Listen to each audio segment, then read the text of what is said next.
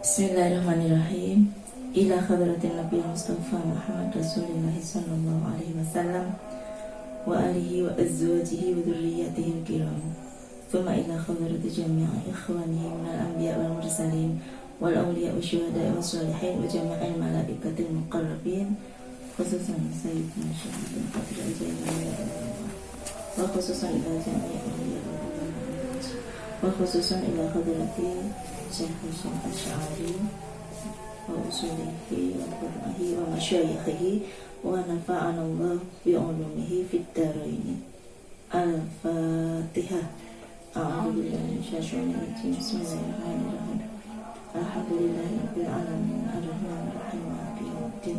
Iyyaka na'budu wa iyyaka nasta'in. Ihdinas siratal mustaqim. Shiratal ladzina an'amta 'alaihim ghairil maghdubi 'alaihim waladdallin. Amin. Bismillahirrahmanirrahim. Wa qala sallallahu alaihi wasallam, ta'allamu sinauna sapa sira kabeh, goleka sapa sira kabeh al ilma ilmu, wa allimu lan padha mulang sapa sira kabeh hu ing ilmu annasa ing menungsa. Ini maf'ulnya 2 ya. Coba kamu terjemahkan langsung. Pelajarilah ilmu dan ajarkanlah ilmu itu kepada orang-orang. Bagus. Waqala sallallahu alaihi wasallam, idza ra'aitum nalikane ningali sapa sira kabeh riyadul jannati ing tetamanane surga, tetamanane swarga. Farta'u mongko ngarita sapa sira kabeh kalau kalian melihat perkebunan atau taman surga. Rehatlah di sana, carilah rumput, maksudnya begitu. Suruh ngarit untuk pakan angon sapi dan wedhus itu ya. Maksudnya untuk dapatkan hasil dari taman surga itu, gitu loh. Ada refreshingnya di situ, ada mendapatkan rerumputannya untuk melanggengkan kehidupan ternak-ternaknya, maksudnya begitu. Fakilah mongkon dan ucapake ya Rasulullahi, he Rasulullah, wa malan iku apa riyadul jannati utawi tetamane swarga. Kemudian ada yang tanya, ya Rasulullah, taman surga itu apa sih? Gitu. Qala maka jawab sapa Kanjeng Nabi Muhammad sallallahu alaihi wasallam, halaqul dzikri riyadul jannati halaqul dzikri, taman swarga iku yaiku apa? Ubengane nutur ilmu, majelis mubenge nutur ilmu. Halakoh, pernah dengar halakoh? Halakoh itu kan kamu ngumpul sama teman-temanmu membentuk lingkaran. Lalu yang satu presentasi, atau yang satu baca kitab, yang satu menjelaskan bedah buku, begitu. Itu namanya halakoh. Ya, karena zaman dulu sukanya duduknya melingkar, maka dikenal dengan nama halaqah. Nah, yang dinamakan taman surga adalah halaqah dzikir. Lalu Imam Atok menjelaskan halaqah dzikir itu apa sih? Apa semua orang yang subhanallah subhanallah subhanallah itu la ilaha illallah aja? Nah, Imam Atok memberikan pendefinisian, penjelasan. Hiya utawi halaqah dzikri majalisul halali iku pira-pira nggon nutur perkara kang wenang, wal harami lan perkara kang haram.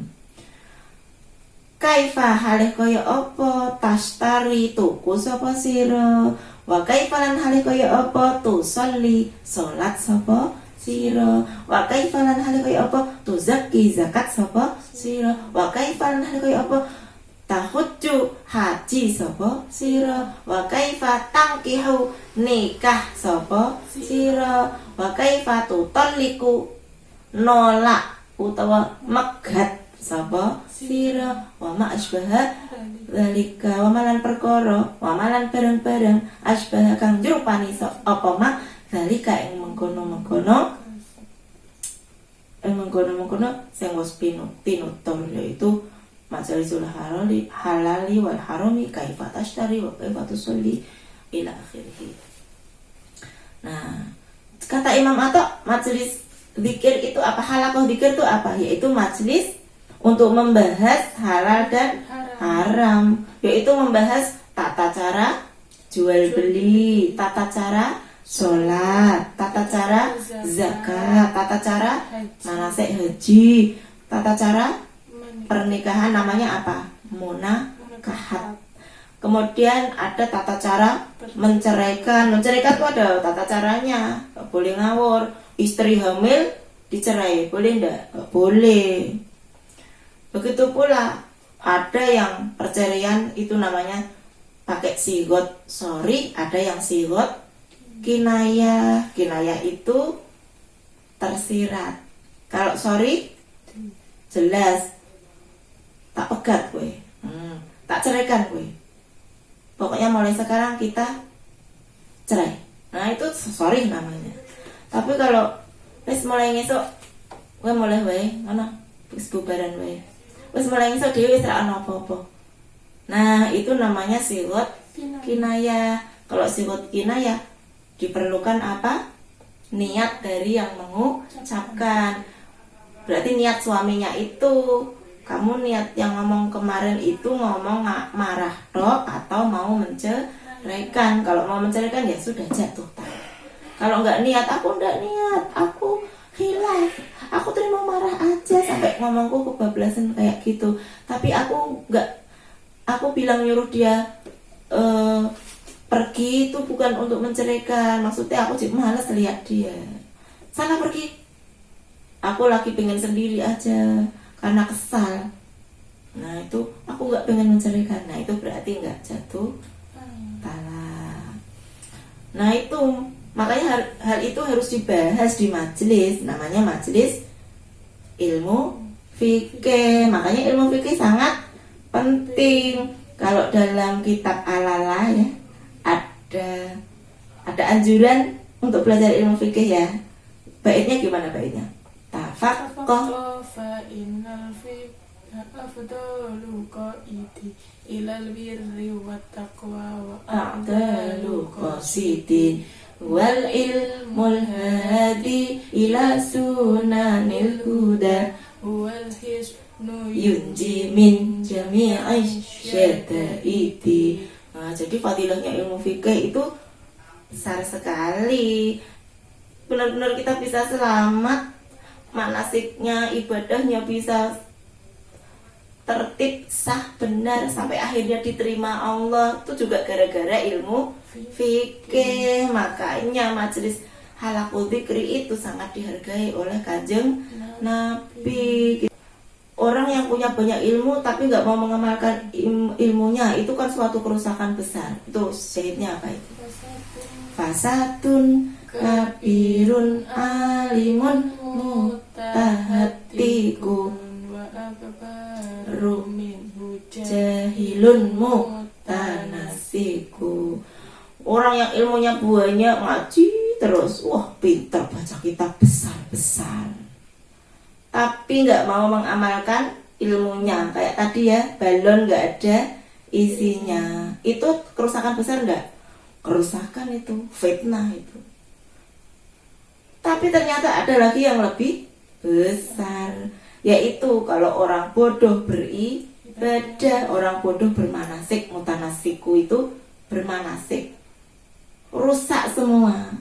Ya, ada fenomena orang wudhu nyelok ciduk, itu kan pernah ada pas pemilu itu ya. Ciduk cukup gini. Wudhu apa itu? Ya kan?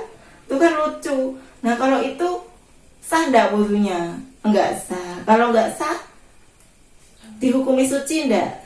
Kalau enggak suci sholatnya diterima enggak? la yaqbalullahu sholatan bi ghairi tahurin. Allah enggak menerima sholat orang yang enggak bersuci. Jadi serem sekali kalau kita males ngaji fikih, tobat ya. Serem banget. Namanya akbaru min fasadin kabir. Wong pinter sing kemaki rak belum mengamalkan ilmunya aja kecelakaan besar kok. Kerusakan besar kok. Jebul ya wong bodoh sing enggak punya ilmu itu kerusakan yang lebih besar lagi. Ngeri ya. Jangan sampai lah bodoh nggak apa-apa lah, kita masih bodoh tetapi masih mau ngaji. Jangan sampai dicap Rasul rusak kayak gitu. Jangan sampai dianggap jahilun mutanasiku. Na'udzubillah min. Wa qala sallallahu alaihi wasallam ta'allamul ilma wa'malu bih. Ngaji yo sapa sira al ilma ing ilmu wa malulan ngamalna sapa sira bihi kelawan ilmu. Artinya apa? Pelajarilah ilmu dan amalkanlah, terapkanlah, praktikkanlah. Wa qala sallallahu alaihi wasallam ta'allamul ilma wa kunu min ahli. Wa kunu lan ana sapa sira min ahli iku setengah saking wong kang ahli atau duweni ilmu. Artinya apa? Pelajari dan jadilah ahli atau pakar. Jadi ibarat orang sekolah, suruh S1, suruh S2, suruh S3. Ibarat orang mondok, suruh mondok bertahun-tahun biar jadi ahlul ilmi. Wa qala sallallahu alaihi wasallam yuzanu den timbang yaumal qiyamati ing dalem dina kiamat. Ini namanya apa kalau ing dalem gini? Daruzan.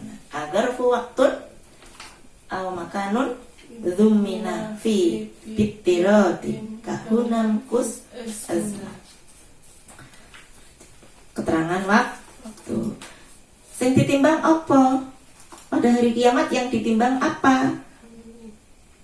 Ya, midadul ulama'i apa piro-piro mangsine ulama, wadamus syuhada ilan ketehe para syuhada. Syuhada itu wong kang mati syahid di medan perang. Mati syahid di medan perang itu amal yang besar dah. Sangat besar, ente-entean kan? Sampai nyawa aja diberikan. Lah kok darahnya dia nilainya setara dengan tintanya orang alim. Maksudnya orang alim itu nyatet lagi, dapat materi catet, kemudian bisa ngarang kitab, nulis tutul lagi. Nah yang tertutul di kertasnya itu nanti yang ditimbang dengan darahnya syuhada.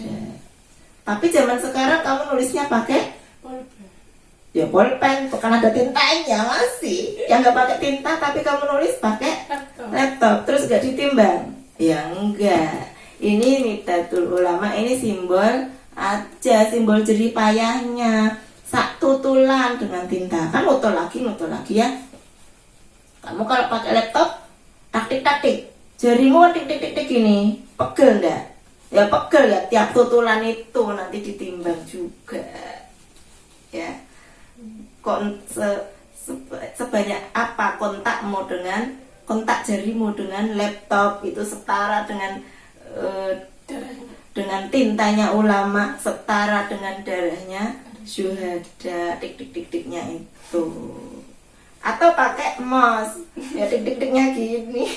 Jangan khawatir ya, ngerti nih, wah sekarang nggak bisa ini sekarang nyaingi orang. Ya nggak bisa, itu Allah Maha Pemurah, ngerti.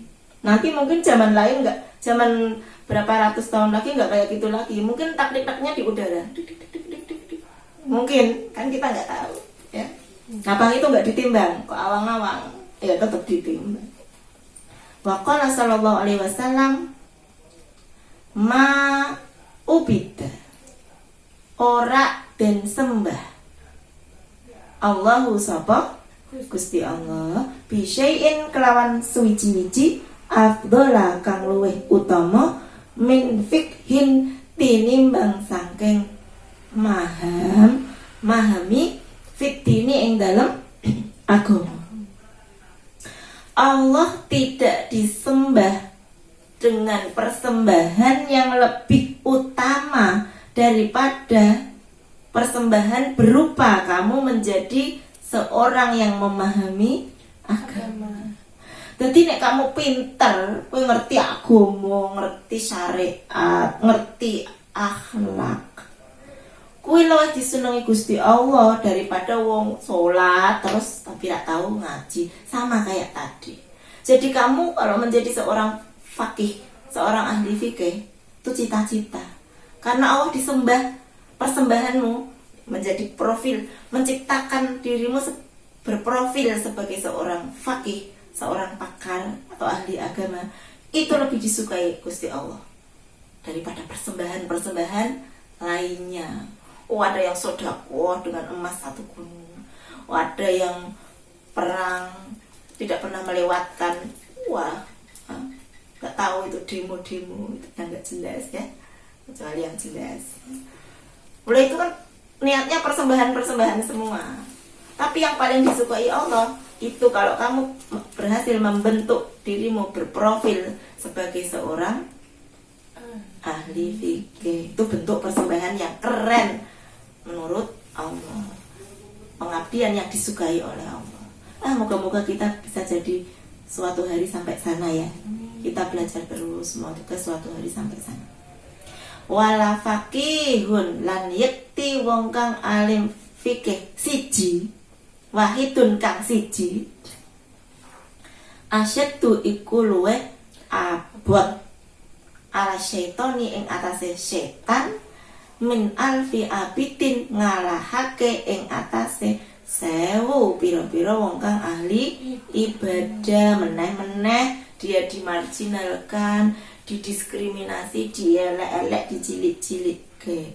Tidak lain, bukan karena ngenyek wong ahli ibadah, bukan. Tapi wong ahli ibadah itu kedudukannya sangat tinggi, mulia. Cuma orang ahli ilmu kelewat tinggi, kelewat mulia. Jadi ia selalu di nomor bawahkan orang ahli ibadah itu. Ahli ibadah yang pahalanya besar itu yang kadang sholat jamaah isya pahalanya seperti separuh malam, sholat malam terus gak berhenti-berhenti. Iya, jamaah isya. Kalau jamaah subuh pahalanya bagaikan sholat malam sepanjang malam, gak berhenti-berhenti.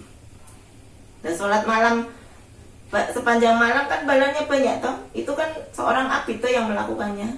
Iya. Tapi lu agak pahalanya wong sing jamaah subuh karena dia ngerti ilmunya. Lah pahalanya kamu sama aku tadi kamu nggak tidur ya, habis isya sampai subuh ya. Tapi dia nggak jamaah karena nggak ngerti. Nah, tapi kalau kita jamaah subuh, sama aku 10 menit plus wiridani, 10 menit atau 1/4 jam plus sholat sunnah subuhnya. Kamu sepanjang malam, bodoh aja boleh. Nah itu. Makanya wong ahli fikih siji lebih berat dikalahkan setan daripada 1000 ahli ibadah. Syahidnya apa di kitab Al-Alah? Fa inna faqihan wahidan mutawari'an asyaddu ala syaitani min alfi abidin. Ya, pas sekali dengan hadis yang ini. Jadi syahid yang ada di kitab Al-Alah itu pulaknya dari hadis ini gitu loh. Ya. Faqihan wah, seorang ahli fikih yang mutawari'an tapi yang wirai. Wirai itu ora wel kedua, apa-apa tuh yen proyek rebutan. Nyikut-nyikut koncone pangan. Itu namanya nggak wirai. Kalau itu setan mudah memeluk dia. Bolone setan dia itu. Rebutan sampai nyilakan-nyilakani orang. Nah itu namanya nggak wirai, itu doyanan. Tuh bukan yang seperti itu fakihnya. Jadi ada rinciannya ya di sana. yang wirai itu sama barang yang syubhat saja dia nggak mau. Terus kalau kita masih harus menapaki tangga-tangga lagi untuk jadi seorang wirai, ya. Mereka barang syubhat aja nggak mau, apalagi barang yang haram, semakin nggak mau lagi itu orang wirai. Nah ini seperti ceritanya Syekh Abdul Qadir Jailani itu ya, mau digoda setan, setannya menyamar jadi cahaya, tetapi karena setannya bilang abah tulakal muharramat, wahai Abdul Qadir, aku sudah memperbolehkanmu makan yang haram-haram karena ibadahmu sudah kelewat banyak, mengajarmu sudah kelewat banyak, kamu sudah kelewat keren, silahkan nikmati barang-barang yang haram. Wah Abdul Qadir, ngerti aku, kamu itu bukan malaikat, kamu pasti setan, terkutuk kau, pergi kamu, kan gitu. Gara-gara kata-katanya abah tulakal muharramat, karena Syekh Abdul Qadir itu seorang faqih, ngerti kalau innallaha la ya'muru bil fahsya. Allah nggak mungkin nyuruh kita kok melakukan hal yang fahsya. Fahsya itu menjijikkan, contohnya berzina, contohnya korupsi, contohnya minum minuman keras, itu kan menjijikkan semua. Orang medis aja ngerti, sekali teguk ada syaraf-syaraf yang rusak kan. Orang aja tahu kalau berzina itu kemproh. Nah itu kok ketika diperbolehkan kok seorang kok seneng, "Hore, aku boleh barang halal," kan bodoh. Lah Allah melarang kita kan bukan berarti nggak ada alasannya, karena cinta Allah sama kita kan, lalu kita dilarang. Aku sukanya kamu bersih loh, aku sukanya kamu sehat, aku sukanya kamu baik, makanya jangan ini ya. Lah kok malah disuruh itu malah mau, kan bodoh, berarti bukan faqih, mudah dikalahkan setan. Wa qala sallallahu alaihi wasallam,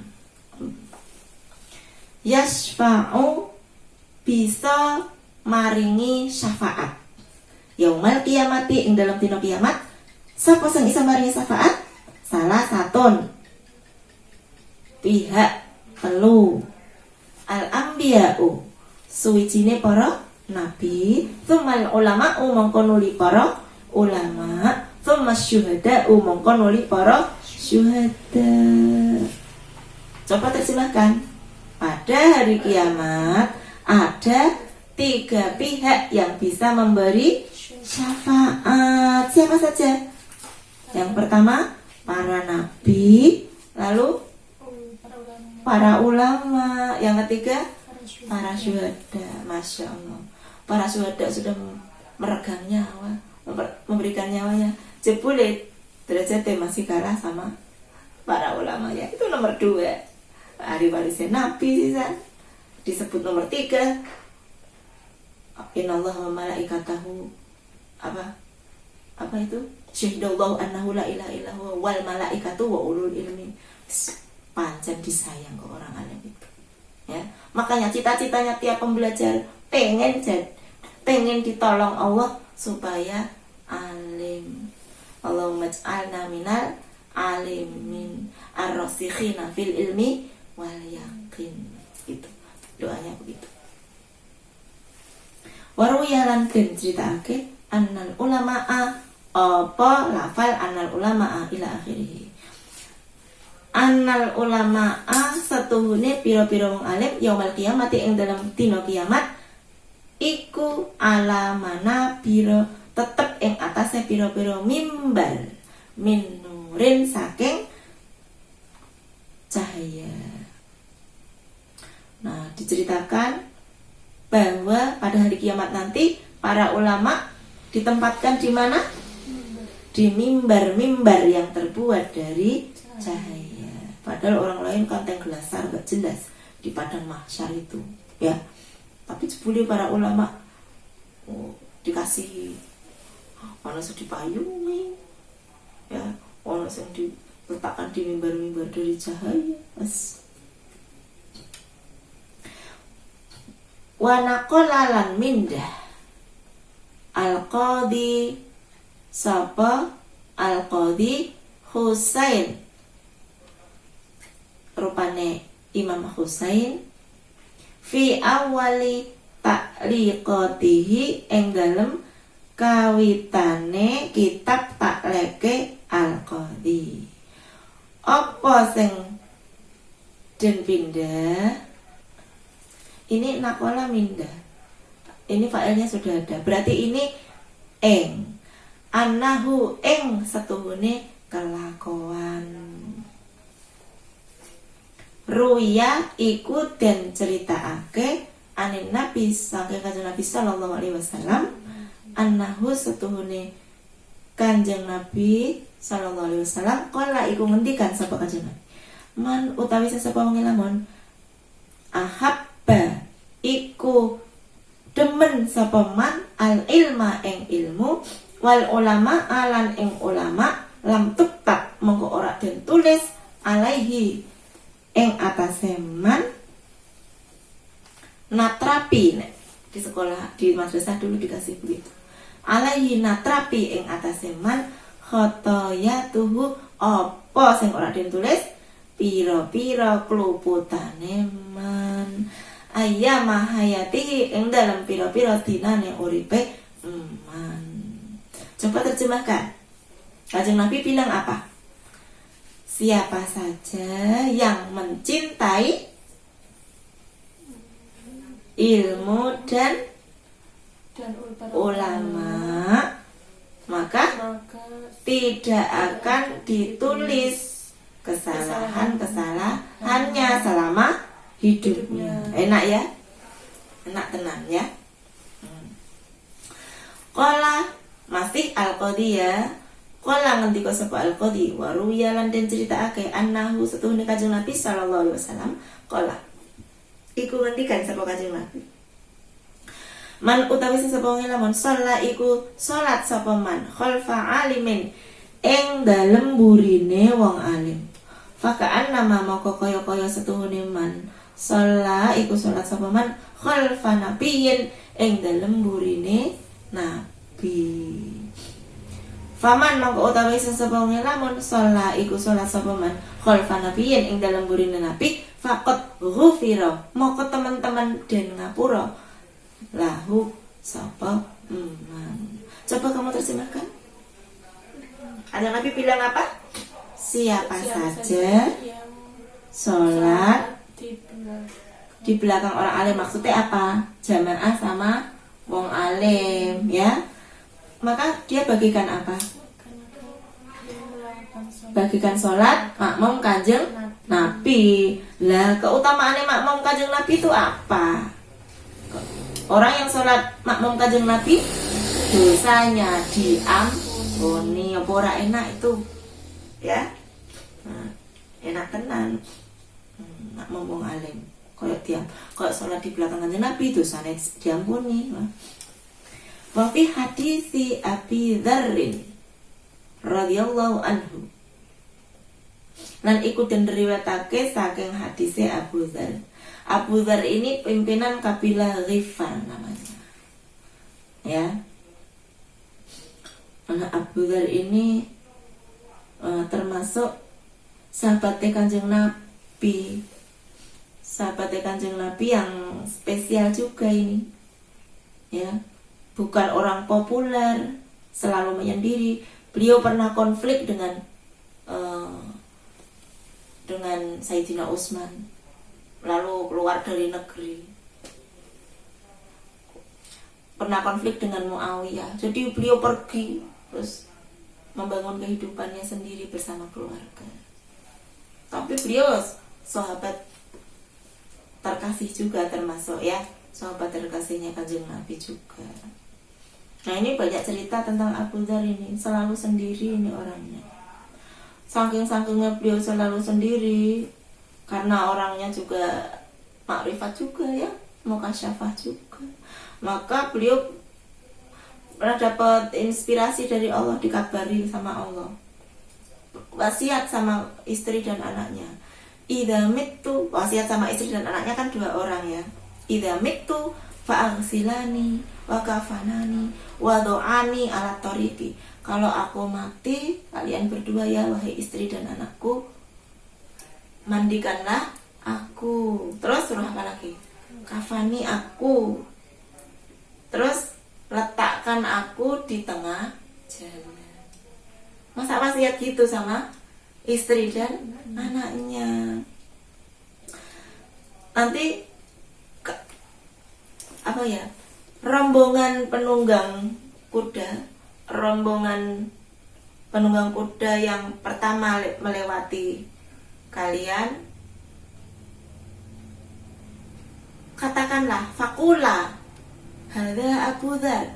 Nah, suruh kalau ada yang lewat penunggang kuda pertama itu, kamu suruh ngomong ini Abu Dzar, suruh ngomong gitu. Bener aja. Pas meninggal, ya Allah, sangat terbatas, sendirian, gak punya apa-apa, gak ada siapa-siapa di daerah yang sepi, ya. Akhirnya dilaksanakan wasiat itu. Benar saja ada kafilah yang lewat. Ini Abu Dzar, istrinya dan anaknya bilang begitu. Oh, ternyata yang lewat itu siapa? Ibnu Mas'ud, Abdullah bin Mas'ud itu loh, sahabatnya Kanjeng Nabi juga. Lalu Abdullah bin Mas'ud itu nangis. Nah ini kan sahabatnya Kanjeng Nabi juga, kok seperti ini? Akhirnya Abdullah bin Mas'ud ingat sabdane Kanjeng Nabi. Kan Kanjeng Nabi itu weruh sadurunge winarah. Kalau ada orang-orang yang ahli hikmah itu kan tahu ya, nanti ada ramalan begini begitu. Sebenarnya Kanjeng Nabi itu udah lebih dulu tahu semua itu. Termasuk kejadian di Abu Dzar itu Kanjeng Nabi sudah tahu. Makanya Kanjeng Nabi pernah bersabda, ngendikan begini sama Ibnu Mas'ud, yarhamullah Aba Dzarrin yamshi wahdah wa yamutu wahdah wa yub'atsu wahdah. Semoga Allah merahmati Abu Dzar. Dia akan berjalan seorang diri, maksudnya kelak dia akan memencinkan diri. Lalu dia akan meninggal sendirian. Lalu dia akan dibangkitkan juga sendirian. Itu waktu itu Rasul ngendikannya Abu Dzar masih hidup, masih bersama-sama dengan Kanjeng Nabi. Kok Rasul sudah bisa bilang begitu? Ternyata kenyataannya memang terjadi seperti itu. Nah, akhirnya Abdullah bin Mas'ud nangis, terus beliau diupokoro, disolati sama Abdullah bin Mas'ud itu, dipendam dan seterusnya. Lalu Abdullah bin Mas'ud juga menyusul beliau pada tahun yang sama, itu sekitar berapa, 31-32 Hijriah begitu. Akhirnya beliau juga meninggal juga pada tahun yang sama. Nah itu sudah diramal Kanjeng Nabi ya. Nah Abu Dzar Al-Ghifari bilang apa? Anna hudurul majlisi dzikrin, setuhune nekani panggonane nutur ilmu. Majlis dzikir seperti tadi ya, halaqatul dzikri, afdalu iku luwih utama min sholati alfi rakaatin, tinimbang salat 1000 rakaat, wa syuhudi alfi janazatin, lan naksani 1000 janazah, wa ayatati alfi maridin, lan naksani nilii 1000 wong lara. Menghadiri majelis zikir itu lebih utama daripada sholat 1000 rakaat, atau menyaksikan 1000 jenazah, atau mengunjungi atau menjenguk 1000 orang sakit. Nah ini, jadi ngaji seperti ini, kamu seperti sholat 1000 rakaat. Pernah sholat 1000 rakaat? Pernah. Capek atau lempoh 20 rakaat wis samblek lagi, tidur lagi ya. Kok 10 aja ini tepar lagi kok. Wis bejo 10. Nah, itu 1000. Mending gini aja wis rasa sholat. Mending gini aja rasa nengok jenazah. Ora seperti itu. Sholat semampunya, rakyat 2 rakaat itu juga utama, itu juga takorup, jangan ditinggal. Itu pahalanya tinggi. Tetapi lebih tinggi lagi majelis ilmu. Begitu loh. Nilai wong mati layat itu ganjarannya apa? Kayak ngantar wong layat ke kuburan, itu kan ganjarannya kayak gunung ya. 1 kirot itu kan kayak gunung, gede sekali. Nah ini kok seperti 1000 kalinya. Tilik wong loro juga pahalanya besar toh. Lah ini kok seperti nilai 1000. Wis makanya dadi wong golek ilmu tuh nggak usah sedih. Wes dimanjakan Bang. Dimanjakan dengan berbagai macam pahala gelondong. Karena itu begitu orang boyong wes akan berbeda. Ya kan. Kecuali di sana masih terus ngaji. Tapi ngajinya hadir lo ya. Ngaji hadir beda dengan ngaji YouTube. Ngaji YouTube beda dengan ngaji wong dengerin aja, ngaji dengan seneng aja, nge-like aja tapi nggak nonton. Nomor siji ngaji yang hadir, ada musahabahnya juga. Ya. Wa qala Umar ibn al-Khattab radhiyallahu an, wallahu a'lam bis-shawab. Wassalamualaikum warahmatullahi wabarakatuh.